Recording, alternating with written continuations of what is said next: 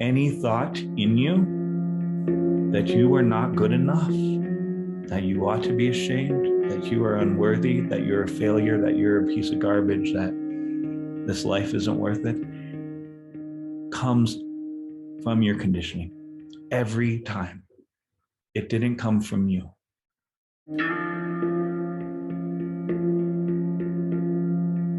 There's more to the story, right? It's a different iteration of the same thing we've been talking about. The things are not as they appear to be. Things are not as they appear to be. And we don't actually know. We do not actually know. Our existence is a mystery. And yet, when we get snagged, when we get triggered, when we feel ashamed, and we are so activated that we reach for something to numb out, it feels like this is real.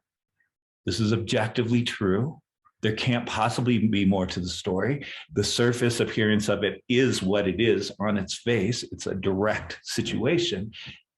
And yet, we step into an arena like this, we step to meditation practices like we've been doing, we relate to parts from the sense of self-energy, we start finding out, oh no, it isn't. Oh no, it isn't. Reality is permeable. Reality is workable. Reality is never fixed, never stayed, never static. I was reading about astrophysics yesterday and how a static material cosmos wouldn't be able to hold any matter. If the cosmos itself wasn't fluid and ever-changing and ever-expanding in nature, because anything that contains gravity necessarily, anything that contains mass necessarily bends space and time.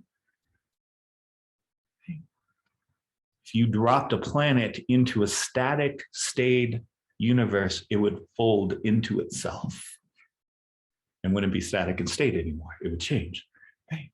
But literally, space and the cosmos itself is fluid and ever-changing, and that is what it allows it to hold things like planets and nebulae and neutron stars and galaxies. Same thing for us. If we were static, stayed beings,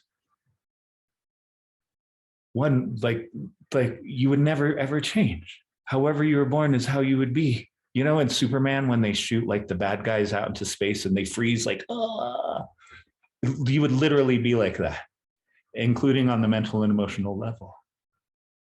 But we're not like that. We're not like that at all. We are fluid. We are vast. We are mysterious. We are more awake and alive than we know. And we can take that to the bank. This is liberating. This is liberating. It means that everything we've been struggling with, that none of that stuff is going to stay the same, and that there are layers underneath waiting to be discovered that have a liberating capacity to them. Okay. It's very, very hopeful, actually. And so this brings us to this very heavy material around compulsivity, wounding, and shame, right?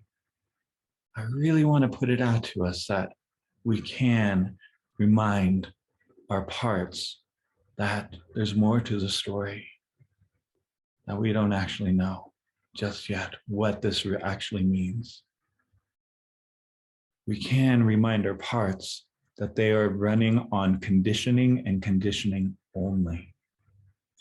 Any thought in you that you are not good enough, that you ought to be ashamed, that you are unworthy, that you're a failure, that you're a piece of garbage, that this life isn't worth it, comes from your conditioning every time.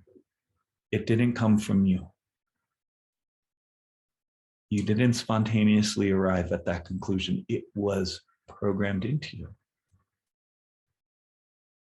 I think that that's actually nice to acknowledge, right? Those thoughts aren't actually yours. Those feelings aren't actually yours. They were programmed, because if they were programmed in, they can be programmed out. That program can be erased, right?